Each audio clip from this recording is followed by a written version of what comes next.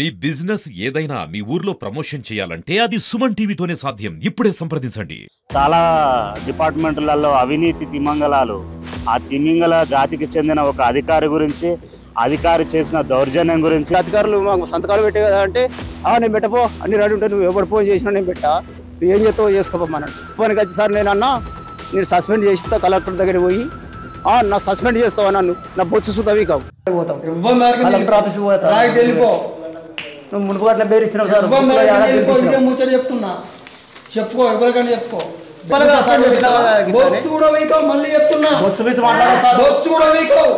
వేరే వేరే ఉన్నది అవి కరెక్ట్ చేయాలంటే చాలా ఇబ్బంది అవుతుంది అని ఆర్ఐ గారు మాట్లాడతారు. మరి ఏం సార్ అంటే ఒక 5,000 ఇస్తే మాత్రం అంటే సరి చెప్తా అన్నాడు. ఆయన ఏమంటాడు అంటే చెప్పుతోడు కొడతా, నేను చెప్పుతోడు కొడతాడట.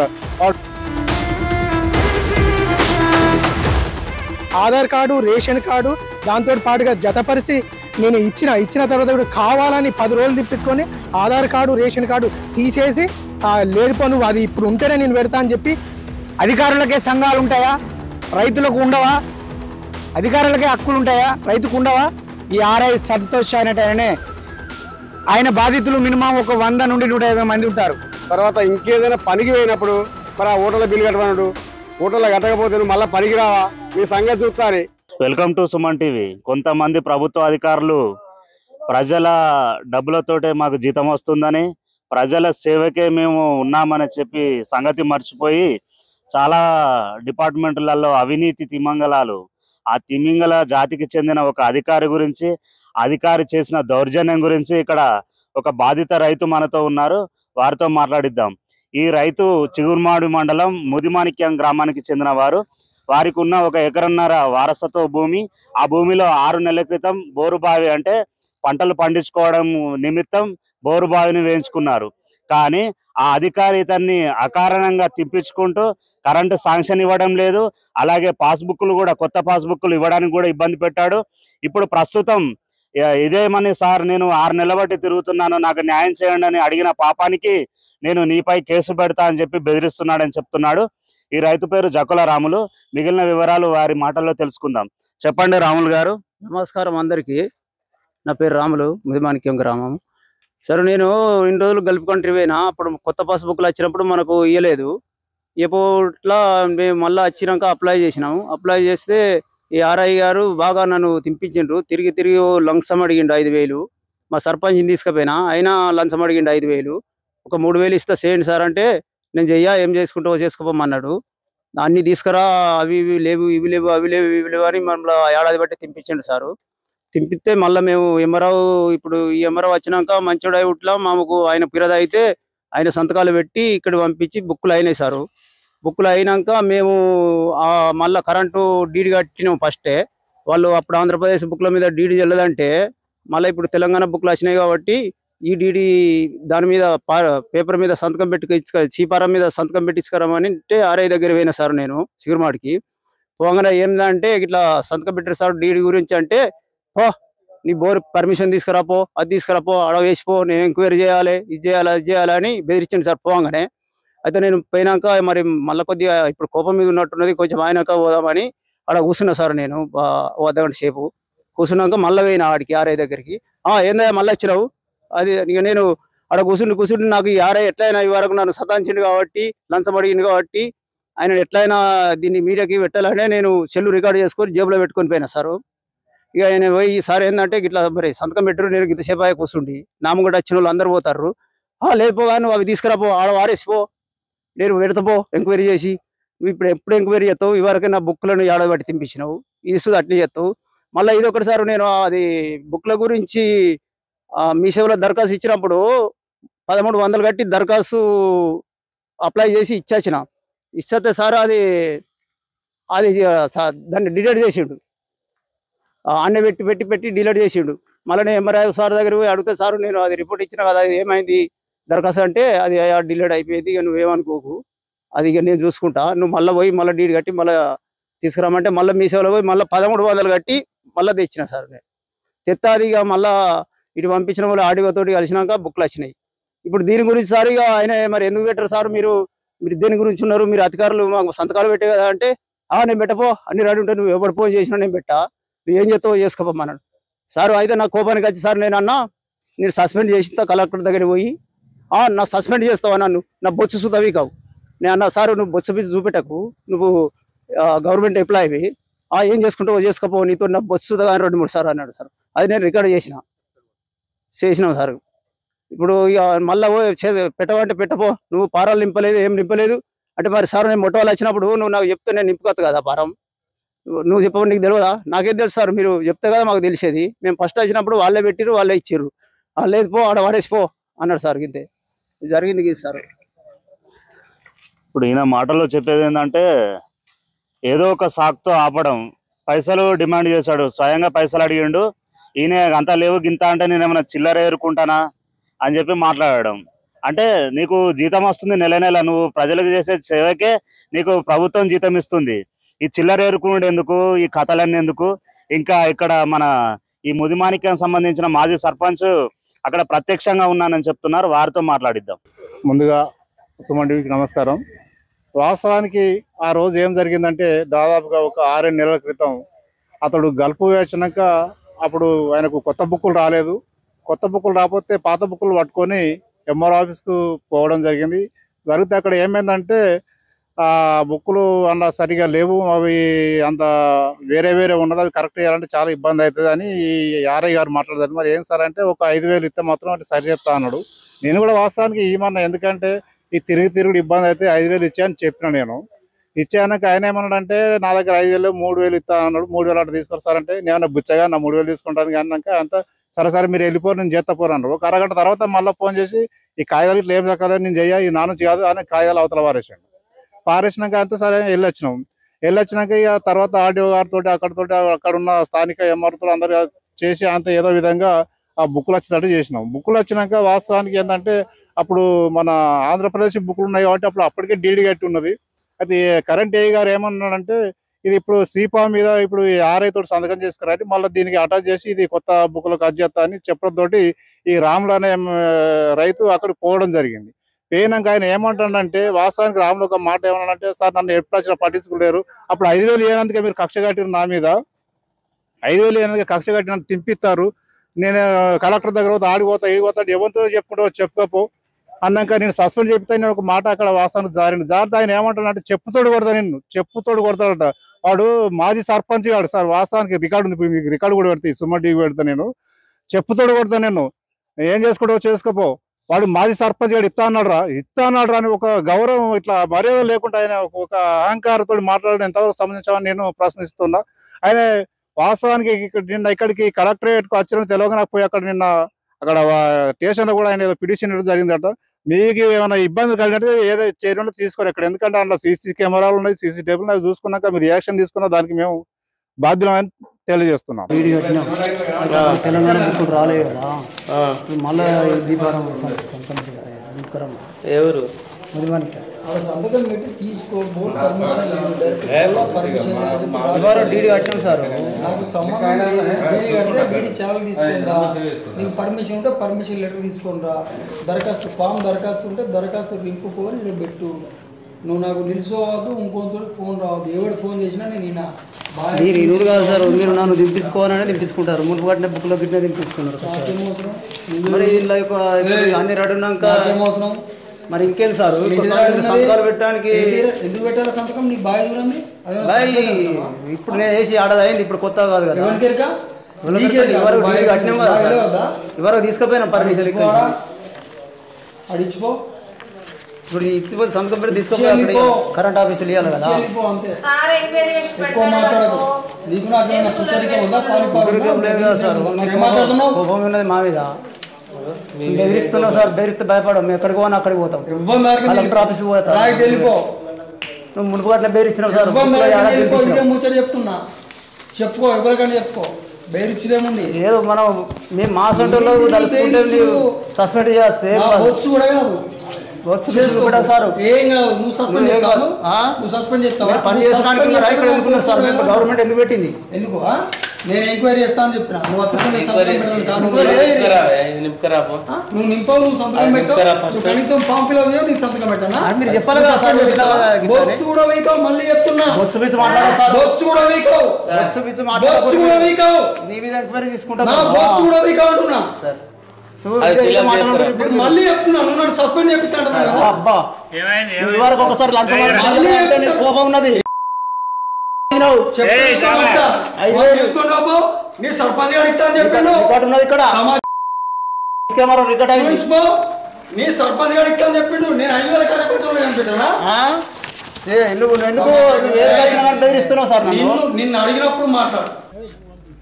మీరు సార్ మండలంలో ఉండే ఒక్క రోజు మీరు అభిప్రాయం అది ఏంటి సార్? దయచేసి ఎవరితో ఒక 100 మంది వెళ్తారు సార్ ఈయన బాధితులు. స్టూడెంట్స్ కూడా సైన్ చేయించుకుంటే సార్ అందులోకి ఆధార్ కార్డు రేషన్ కార్డు కూడా వీకి నువ్వు పెట్టలేదు అన్నాను సార్. డైరెక్ట్ నేను స్వయంగా నేను ఇచ్చిన సార్. ఇచ్చిన తర్వాత వారం రోజులు తిప్పించింది సార్. ఎంఆర్ఓ కూడా నేను చెప్పిన సార్.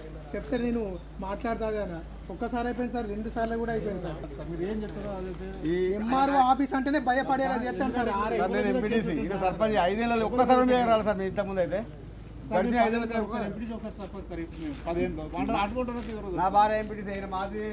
సర్పంచ్ గాడనే అత్యపతి చేసేది ఆయనే. రాకముందు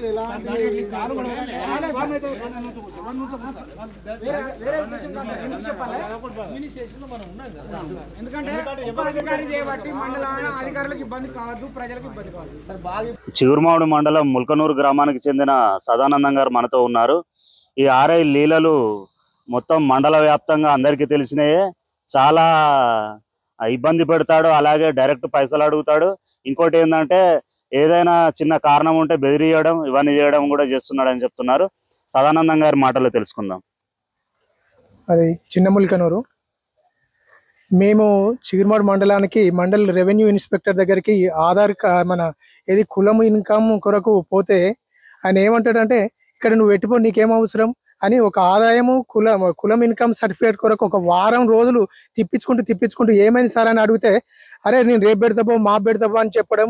ఆఫీస్కి పోయిన తర్వాత కూడా మేము ఇచ్చినటువంటి సర్టిఫికేట్ కూడా ఆ ఆఫీస్లో లేకుండా దాన్ని దాచిపెట్టడం. నేను ఆల్రెడీ సంతకం పెట్టిన నా పని అయిపోయింది, పై వాళ్ళ దగ్గరికి పోయి అడుకోపో అని చెప్పి అడిగితే వాళ్ళు కూడా నాకు అసలు ఆర్ఐ గారు కూడా సంతకం పెట్టి మాకు సర్టిఫికేటే తెలియదు అని చెప్పి అనడం.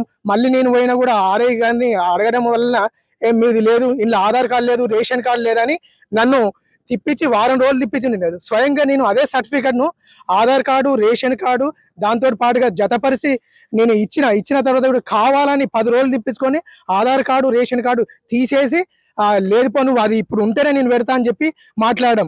నువ్వు వాట్సాప్ పెట్టి అది అని చెప్పి నా దగ్గర వాట్సాపే కదా సార్, నాకు స్కాలర్షిప్ కొరకు అర్జెంట్ ఉంది, రేపే లాస్ట్ డేట్ అంటే నేను ఇవాళ పెట్టాను, నువ్వు ఆధార్ కార్డు రేషన్ కార్డు పెడితేనే నేను ఇప్పుడు పెడతా అని చెప్పి మాట్లాడడం. లేదు సార్ మీరే కావాలని తీసేసిండ్రు, ఇది కావాలని మీరు చేస్తున్నారు సార్, ఇది ఎంతవరకు కరెక్ట్ సార్? మాకు అక్కడ స్కాలర్షిప్ టైం అయిపోయినాక దీనికి ఎవరు బాధ్యులు సార్? విద్యార్థులు చాలా ఇబ్బందులు పడుతుండ్రు. ఒక జేఈ మెయిన్స్ కూడా దానికి ఓబీసీ సర్టిఫికేట్ కావాలంటే కూడా మళ్ళీ ఒకసారి కూడా పోతే కూడా వారం రోజులు తిప్పించిండు. అరే నాకు బయట పనులు ఉంటే ఓన్లీ నీ పని కొరకే నేను చేయాలనా, నువ్వు ఇక్కడ పెట్టిపో, నువ్వెవరు మాట్లాడడానికి అని చెప్పి బెదిరించడం. నీకేం అవసరం అని ఇట్లా బెదిరించడం. నువ్వు మళ్ళీ ఎంఆర్ఓ ఆఫీస్కి రావా, ఇట్లా మాట్లాడుతున్నావు. వారం రోజులు అవుతుంది, 10 రోజులు అవుతుంది సార్. ఒక్క రోజులు అయ్యే పనిని 10 రోజులు అక్కడ స్కాలర్షిప్ కానీ జేఈ మెయిన్స్ కొరకు ఓబీసీ సర్టిఫికేట్ కానీ కులం ఇన్కమ్ కానీ టైం అయిపోయిన తర్వాత ఇయ్యడమే సార్. వీళ్ళు ప్రభుత్వ అధికారులు ప్రజల కొరకు పనిచేయాలి.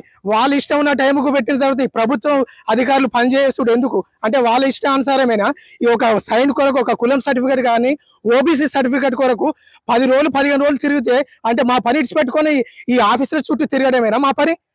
వీళ్ళు ఉన్నది ఎందుకు? ప్రభుత్వ అధికారులు గవర్నమెంట్ జీతం ఇస్తుంది కదా, ఆ గవర్నమెంట్ జీతం ఇచ్చినప్పుడు ప్రజల కొరకు ప్రజల అవసరాల కొరకు వాళ్ళకి ఎప్పుడు కావాలంటే అప్పుడు పని చేయాలి.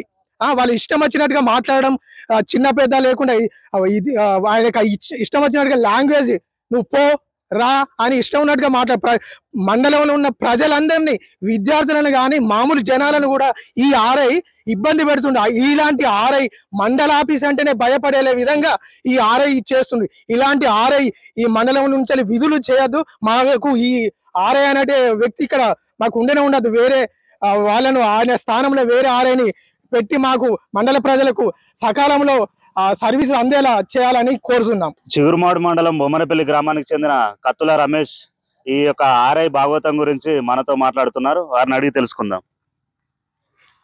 నమస్కారం అండి. ఈ యొక్క చిగురుమామిడి మండలం గతంలో చూసుకుంటే ఈ యొక్క మెట్ట ప్రాంతమైన కరువు ప్రాంతంతో కొట్టుమిట్టాడినటువంటి ఈ చిగురుమామిడి మండలం పేరుండేది. కానీ ఇప్పుడు వచ్చేసి ఏ అధికారైనా అబ్బో చిగురుమామిడా అని బదనం చేసే పరిస్థితి ఏర్పడుతున్నారు. ఎందుకంటే ఒక మండలం డిస్ప్యూట్ ఉందని పేరు వస్తే ప్రజలకు నష్టం జరుగుతుంది, ప్రభుత్వానికి చెడ్డ పేరు, అధికారులకు చెడ్డ పేరు.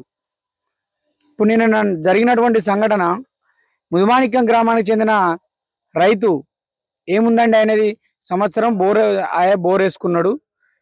దానికి కరెంటు శాంక్షన్ కావాలంటే కరెంటు అధికారుల సూచన మేరకు సూప్ ఫామ్ మీద సంతకం పెట్టేయమని పోయిండు. దానికి ఆయనే ఆ వీడియో మేము అప్లోడ్ చేయడం జరిగింది. ప్రశ్నించిండు, అరే మీరు నన్ను ఎందుకు సతాయిస్తున్నారు, మీరు ఎందుకు తిప్పలు పెడుతున్నారు సార్, మీరు నా మీద ఏదో పెట్టుకున్నట్టున్నారు, ఎందుకు సార్ నాకు సంతకం పెట్టిస్తే వెళ్ళిపోతా అని అన్నాను. ఆ రైతుకు చదువు రాదు, నింపించుకో లేదంటే నింపియాల్సిన బాధ్యత అధికారుల పైన ఉంటుంది. కనీస బాధ్యతను విస్మరించి ఆయనకు ఒక్కనికే రాజ్యాంగం ఉన్నట్టుగా, అతనికి ఒక్కనికే బాధ రాజ్యాంగంలో పొందుపరిచినట్టుగా ఇక మిగతా రాజకీయ నాయకులకు లేదు, లేదంటే రైతులకు లేదు, మిగతా వారి సమాజంలో మనుషులే కాదు అంటే పశువులు కుక్కల కంటే హీనంగా చూసడం అనే రాసిచ్చింది ఆయనకు రాజ్యాంగం. అధికారులకే సంఘాలు ఉంటాయా, రైతులకు ఉండవా? అధికారులకే హక్కులు ఉంటాయా, రైతుకు ఉండవా? మిగతా అధికారులను అందరూ చిగురుమామిడిలో స్వచ్ఛందంగా మంచిగా పనిచేస్తున్నారు. ఈ ఒక్క అధికారే ఈ ఆర్ఐ సంతోష్ అనేటనే ఆయన బాధితులు మినిమం ఒక 100 నుండి 150 మంది ఉంటారు.